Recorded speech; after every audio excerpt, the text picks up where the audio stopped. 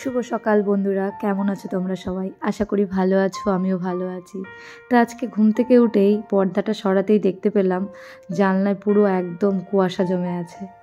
আর বাইরে এত পরিমাণ কুয়াশা, কিছুই দেখা যাচ্ছিল না, হালকা হালকা। তখন সকাল 8টা বাজে। আজকে ঘুম থেকে প্রচণ্ড পরিমাণে লেট হয়ে গেছিলো উঠতে। বাবার ঘন্টার আওয়াজ শুনেই ঘুমটা ভেঙেছিল। বাইরে এসে দেখি দিদিভাই এখানে সব কিছু রেডি করে বিট্টুকে রেডি করে দিয়েছে, কারণ ওর গাড়ি আসবে, স্কুলে যাবে।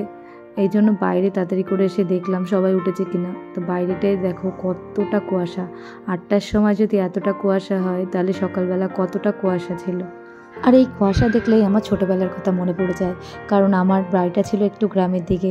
তো সেখানে ঘুম থেকে উঠেই দেখতাম ধোঁয়ার মতো কুয়াশা, চারিদিক পুরো অন্ধকার, সামনে মাঠ, আর মাঠে সেই সর্ষে ক্ষেতে যে সেই শিশির আর চারিদিকে যে কুয়াশা, সেটাকে খুব মিস করি। এদিকে দেখো বিট্টুর গাড়ি চলে এসেছে, ও স্কুলের জন্য চলে যাচ্ছে, ওর মা ওকে এগিয়ে দিয়ে আসতে যাচ্ছে। তো দেখাবে নেক্সট ভিডিওতে। টাটা।